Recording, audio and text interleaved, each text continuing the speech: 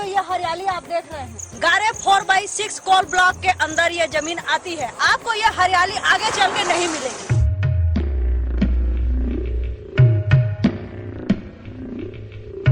यहाँ एक कलेक्टर हुआ करते थे हर्षमंदर साहब, जिन्होंने स्कूल के कॉलेज के बच्चों को वॉलंटियर के रूप में जन साक्षरता अभियान चलाया था। तो हम उससे निकले हुए साथी हैं। तो हमारे बाल मन में बचपन से ही एक लोगों के प्रति काम करने की जो था समुदाय के अंदर उन्होंने हमें भेजा।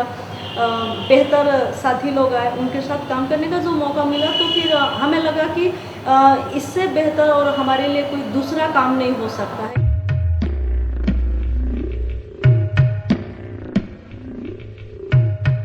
जो ऑफिसर हैं उनको पहली बात तो ये उम्मीद नहीं होता कि एक लड़की इन मुद्दों पे बोल पाएगी या कर पाएगी, इसीलिए बड़े अंदर मुझे घुस एंट्री जो मिलना चाहिए वो बड़े आराम से घुस मिल जाते हैं। तो कम से कम पहली मुलाकात उनको लगता है कि वो मुझे समझा लेंगे क्योंकि मैं महिला हूँ, या मुझे शायद लिखना नहीं आता होगा, या मुझे सवाल करने नहीं आते होंगे। तो उस भरम का मैं काफ़ी फ़ायदा उठाती हूँ।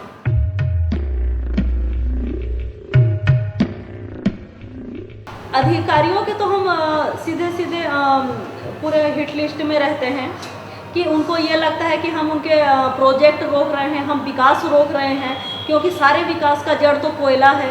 कोयला नहीं रहेगा तो सारा विकास थम जाएगा। इन्होंने कई किस्म के दबाव डालना शुरू करते हैं, बोलते हैं कि आप ये सब क्यों करते हैं, आइए आप ICDS कार्ड ले जाइए, बच्चों के भोजन को आप पकाइए खिलाइए, शराबबंदी में आप बात कीजिए, आप क्यों खदानों की बात करते हैं, क्यों आप ज़मीनों की बात करते हैं, आपको पैसे अच्छे खासे मिल जाएंगे। कुछ लोगों ने तो ये भी कहा कि आप में जितनी योग्यता है जैसे CSR में आपको 80 से 86 हज़ार रुपये पर मंथ और गाड़ी और बंगला हम आपको दे सकते हैं। आप CSR क्यों नहीं देखते हैं, ये सब विवादास्पद मामले पे क्यों कर सकते हैं। दूसरा एक चीज़ था कि कागज़ निकालने की जो बात है, तो बिना जब सूचना का अधिकार नहीं था तब बहुत दिक्कतें थी। अब थोड़ा थोड़ा क्या है कि सूचना के अधिकार के लागू करने के 5 साल बाद भी हम लोग लड़ते रहे, लेकिन अब धीरे धीरे उनमें एक मानसिकता आने लगा कि वो कागज़ वो निकाल के देने लगे हैं। दूसरा एक चीज़ है कि उनके दिमाग में ये डाला गया था कि हम लोग ब्लैकमेलर हैं, कि हम सरकार से कागज़ निकालते हैं और उद्योगों को ब्लैकमेलिंग करते हैं। जो बड़े बड़े फंडिंग एजेंसी हैं, जो बड़े NGO हैं, जो विदेशों से हमारे संबंध हैं, तो हम उनसे पैसे लेते हैं, या सीधे तौर पे बोलते हैं कि ये विदेशों से एजेंट हैं।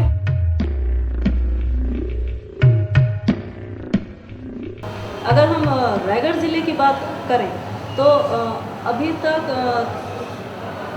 32,000 हेक्टेयर कृषि भूमि गैर कृषि कार्य में चला गया है और 11,000 हेक्टेयर वन भूमि चला गया है। तो इससे क्या है कि यहाँ का जो स्थानीय जो अगर हम यहाँ के संस्कृति की ओर जाएं तो यह पूरा क्षेत्र आदिवासी बाहुल्य क्षेत्र है, जिनके जीवन जीने के 3 बड़े चीज़ हैं कि वो एक तो कृषि करते हैं, दूसरा है वनोपज संग्रहण करते हैं, तीसरा है कि वो पशुपालन करते हैं। और ये तीनों सीधा प्रभावित हो रहा है। और जो बड़े किसान हैं अचानक वो BPL कार्ड उनको मिल जाता है, उनकी तमाम ज़मीनें चली जाती है, बड़े किसानों से अचानक मजदूर की ओर बनने लगते हैं। दूसरा एक चीज़ है कि इन खदानों के ऊपर जो भी पेड़ पौधे रहे, जो जंगल रहे, जो नदियाँ रही, जो नाले रहे, कई जड़ी बूटियाँ रही, कई चीज़ों के खाने के फल रहे, वो तमाम चीज़ें ख़त्म हो गया। तो अचानक एक आदिवासी समुदाय के मुँह से निवाला छीनने वाला बात हो गया।